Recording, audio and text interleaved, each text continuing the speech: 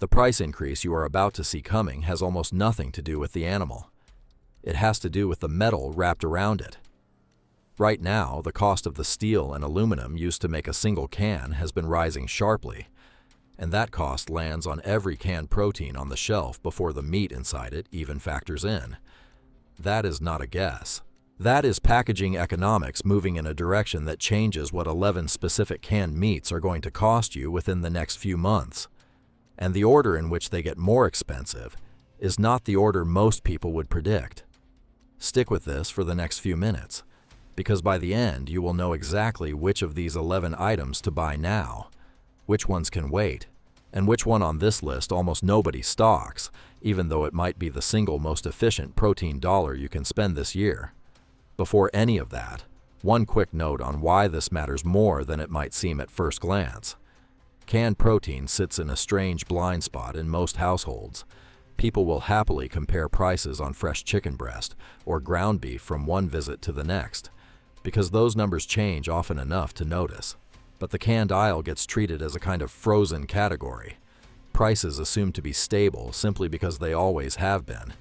That assumption is exactly what's about to break, and it's breaking for a reason most people are not tracking at all. Here is the part most households miss entirely.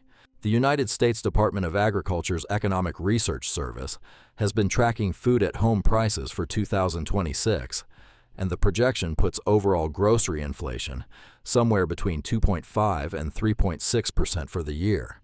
That sounds modest until you isolate beef and veal specifically, which is expected to climb 5.5%, well above the average. Separately, the Bureau of Labor Statistics has reported that the broader meat, poultry, fish and egg category rose 4.7% year over year, outpacing general food inflation by a wide margin. Those are not projections from a blog. Those are the same categories the federal government uses to track the cost of living in this country. But here's the piece almost nobody is talking about, and it is the reason this list exists. Tariffs on imported steel and aluminum were doubled from 25% to 50%, and that increase does not stay contained to construction or automobiles. It runs straight into the can itself. Every single item on this list sits inside a metal container, which means every single item on this list absorbs a packaging cost increase that has nothing to do with cattle herds, chicken feed, or fishing quotas. It is a cost that attaches to the container before the contents are even considered. That is why canned goods broadly, not just meat, are now being flagged by economists as a category that had years of relatively stable pricing and is about to lose that stability. So before we go item by item, understand the filter we are using. Every item on this list needed to meet 3 conditions. It had to be sold in ordinary supermarkets, nothing specialty, nothing that requires a membership warehouse or a survival catalog. It had to fall in a realistic, everyday price range, and it had to have documented shelf life data from a federal food safety source, not a marketing claim on a label. If an item failed any of those 3 filters, it is not on this list, no matter how popular it is online. There's a 4th, quieter filter running underneath all of this too, and it's worth naming because it explains a mistake a lot of households make without realizing it. Buying in bulk only helps if the household actually rotates through what it buys. A pantry full of protein nobody wants to eat isn't food security, it's clutter with a barcode. Every item on this list was chosen partly because it fits into meals people already cook, not because it survives a hypothetical scenario in a warehouse somewhere. That distinction is going to come up again as we go through the list, because a few of these items solve 2 problems at once, cost and actual usability, in a way most people don't expect walking in. Let's start with the one that quietly disappears from most people's mental image of emergency food entirely. Canned chicken breast. In a typical supermarket, a can runs somewhere between $2 and $4, depending on size and brand tier. According to the Food Safety and Inspection Service, which is the food safety division of the USDA, low-acid canned foods, including poultry, remain safe for 2 to 5 years when the can is intact and stored in a cool, dry place. The number on the lid is a quality date, not a safety cutoff. That distinction matters more than people realize. because a huge percentage of usable food gets thrown away every year, simply because a household assumed a printed date meant the product was dangerous. It does not.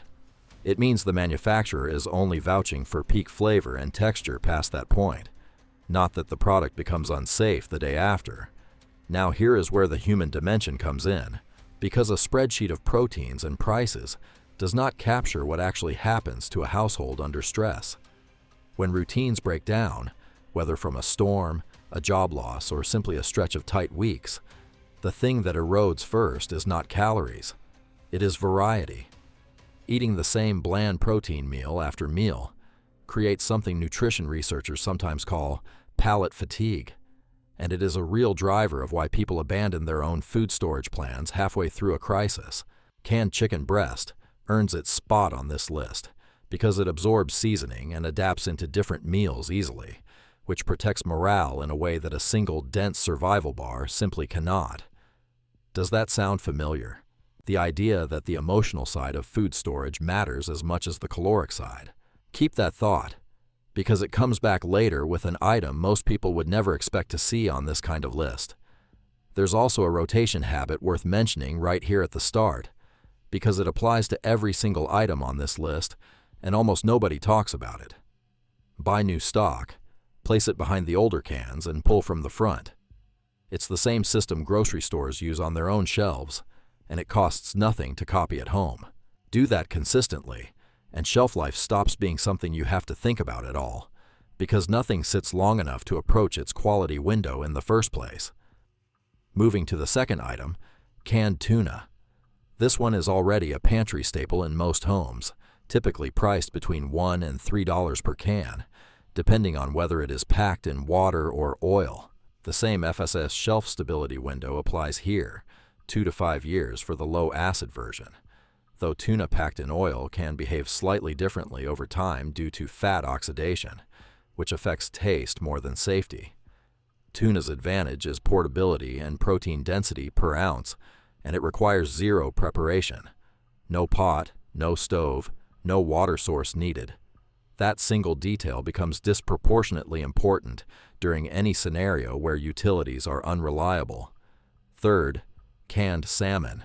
This tends to run higher, somewhere between $3 and $6 per can, and it is one of the items most likely to see continued upward pressure, because it combines the packaging tariff issue with import exposure, depending on where the fish is sourced and processed. Salmon carries a nutritional profile that canned chicken and tuna do not fully replicate, and multiple federal dietary guidance documents point to the value of that fat profile as part of a varied diet, not as a cure for anything, simply as a documented nutritional distinction worth knowing when you are deciding where to allocate a limited grocery budget. It's also worth noting that canned salmon typically includes the bones, softened completely by the canning process, which adds a calcium source most households aren't tracking at all when they think about what's actually in the can. Fourth on the list, and this is where things get interesting, corned beef. This is the item most people either love or have never tried, sitting around $3 to $5 per can. What almost nobody realizes is that corned beef was one of the original shelf-stable proteins mass-produced for military rationing going back over a century, which means its preservation profile has been studied and refined longer than almost anything else on this list. USDA guidance places it firmly in the same 2 to 5 year low acid window, and its dense, high-sodium profile, which some people avoid for daily eating, actually becomes an advantage during heavy physical exertion when sodium losses through sweat increase. That is not a recommendation to eat it constantly. It is simply a documented nutritional trade-off worth knowing, rather than assuming sodium is only ever a negative. The reason it earns a spot this early in the list, ahead of items some people would consider more obvious, is that corned beef is unusually dense in calories per ounce compared to leaner canned proteins. In a scenario where cooking fuel, refrigeration, or time is limited, calorie density stops being a minor detail and starts being the entire point. A household trying to feed several people from a small number of cans gets more usable energy out of this option than out of most of the leaner choices on this list, even though the price per can looks similar on the shelf. We are a little past a quarter of the way through this video, and if this kind of specific, source-backed breakdown is useful to you, staying subscribed means you catch the rest of this 5-part Pantry series as each piece goes up, covering the categories most households overlook entirely. No links, no pinned comment, just more of exactly this when it's ready. Fifth, canned beef chunks, sometimes labeled as stew meat or roast in a can. This tends to be one of the pricier items on the list, often $5 to $8 for a full-sized can, and it is also the item most directly exposed to the beef and veal price increase the USDA already flagged at 5.5% for the year. If there is one item on this list where waiting is the most expensive choice you can make, this is probably it, because it sits at the intersection of both cost pressures at once, the metal around it, and the animal inside it. Sixth, canned ham, typically priced between $3 and $6 depending on size, and here is a detail almost nobody mentions. Canned ham was specifically engineered decades ago for extended ambient storage without refrigeration, which means its shelf stability profile is often better documented than newer canned protein products entering the market. The FSS 2 to 5 year window applies, and the format lends itself to slicing cold for sandwiches, which again circles back to that variety principle from earlier. A protein that can be eaten 3 different ways prevents the exact kind of meal fatigue that quietly derails a household's food plan. There's a texture advantage here too that rarely gets mentioned. Canned ham holds its shape well enough to be pan-seared for a few minutes, which means it can go from pantry can to something that actually resembles a normal cooked dinner in under 10 minutes. No thawing required. Seventh, canned pulled or shredded pork, usually in the $3 to $5 range. This item benefits from something the others don't: versatility with sauces and existing pantry staples like rice or beans, which means it stretches further per dollar in terms of actual meals produced, even though the per can price sits in the middle of the pack. Because it's already shredded, it also absorbs whatever seasoning or sauce is added to it far more evenly than a solid cut would, which circles back once more to that palate fatigue problem. The same base can become 3 or 4 genuinely different tasting meals depending on what it's paired with, and that flexibility is worth more than the price tag suggests on its own. Eighth, and this is a small item most people scroll right past in the supermarket aisle without a second look: small canned sausages, sometimes labeled cocktail or snack sausages. These usually cost between $2 and $4 per can, depending on size and count. And here is the detail that makes them worth including. Because of their small individual portion size, they are one of the only items on this list that a child or an elderly household member can eat directly from the can without any preparation, cutting, or reheating required. In a household with mixed ages or mobility needs, that single practical detail can matter more than any nutritional spreadsheet. Ninth, canned chili with meat. Price generally runs between $2 and $4 for a standard can, and its advantage is that it is already a complete meal component: protein, fat, and often beans or vegetables in one container, meaning fewer separate items are needed to round out a full plate. It also happens to be one of the more psychologically comforting options on this list, since it reads as an actual meal rather than a raw ingredient, which matters more than people expect when stress is already elevated. There's a reason comfort food shows up so often in disaster response literature, and it isn't sentimental. Familiar, warm, complete meals measurably reduce stress responses compared to eating disconnected raw components, which is exactly why a single can that already looks and tastes like dinner earns its place on this list. 10th, and here's the item that pays off the open loop from earlier in this video: sardines. Most people mentally file sardines under acquired taste, or dismiss them entirely, but sardines are quietly one of the most efficient proteins per dollar on this entire list, usually priced between $1 and $3 per can. Multiple nutrition sources point to their favorable ratio of protein and beneficial fats relative to cost, and because they are a smaller fish lower on the food chain, they tend to be less exposed to some of the supply pressures affecting larger commercial fisheries.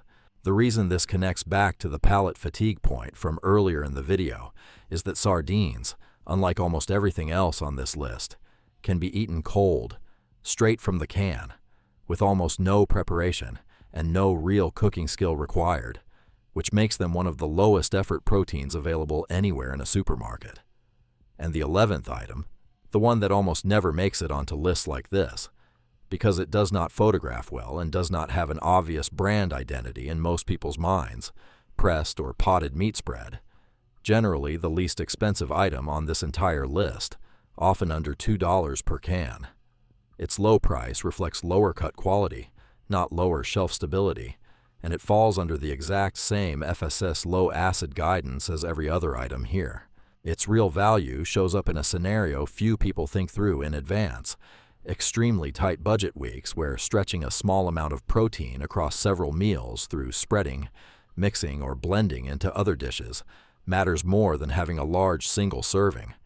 It's easy to dismiss this one as the bottom of the list in every sense: cheapest, least glamorous, least likely to end up on anyone's social media. But cost per usable meal tells a different story. Because it's typically spread thin across bread, crackers, or mixed into a starch, rather than eaten as a standalone portion, a single small can often stretches across more individual servings than its size would suggest. In a genuinely tight budget stretch, that math matters more than taste preference does, and pretending otherwise doesn't help anyone plan realistically. So here's the answer to the open loop from the very beginning of this video. Which item's price moves fastest is not actually a single answer, and that is the part that surprises most people. Because the packaging tariff hits every item on this list at roughly the same rate, the real spread in price movement comes from the underlying protein itself. Beef-based items, the chunks, the corned beef, are the most exposed because they carry both cost pressures simultaneously, the metal and the animal. Fish-based items and pork-based items are somewhat more insulated, not because tariffs are avoiding them, but because their baseline commodity costs are not climbing at the same rate beef currently is. If you have made it this far, here's something worth sitting with for a second. None of these 11 items require a single dollar spent on equipment, storage bins, or specialty gear. Every one of them sits on an ordinary supermarket shelf, and every one of them is backed by the same federal food safety guidance that governs every can in every kitchen in the country.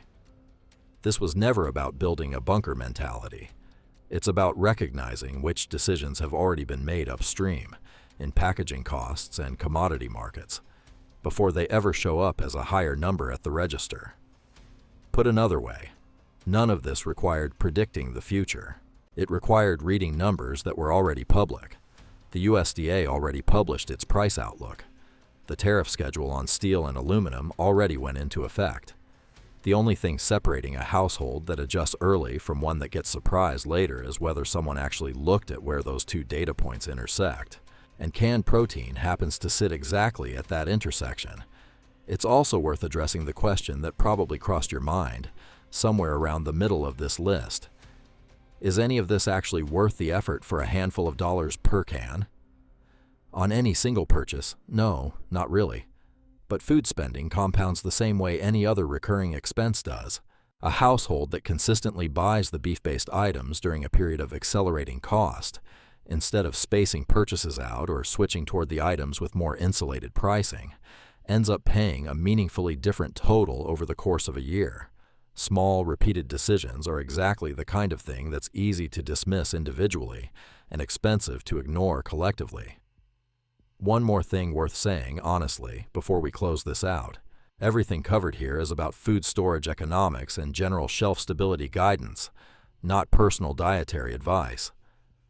Sodium content, portion sizes, and specific health considerations vary from person to person, so if you're managing a medical condition, a pregnancy, or any specific dietary restriction, the right move is always checking with a doctor or a registered dietitian before making major changes to what's sitting in your pantry. That's not a disclaimer tacked onto the end because it has to be there. It's the same principle that's run through this entire video. Use real information to make your own informed decision, rather than taking anyone's word for it, including mine. Prices shift fast in this environment, sometimes month to month, which means the numbers in this video are a snapshot, not a permanent figure. But the underlying pattern, packaging costs climbing structurally, while beef specifically climbs on top of that, is not going away in the next few months. The households that noticed this shift early are simply the ones who paid attention to where the cost was actually coming from, not just the total on the receipt. Now you know exactly where to look. One last thought worth carrying with you past this video. None of these 11 decisions require urgency, and none of them require treating a grocery run like an emergency. That's the whole difference between reading data and reacting to fear. The data was public before this video existed. It'll still be public after. And the households who quietly adjust their shopping list this month are simply choosing to act on information a little earlier than everyone else does. That's not luck. That's just paying attention to the right numbers before they show up on a receipt instead of after.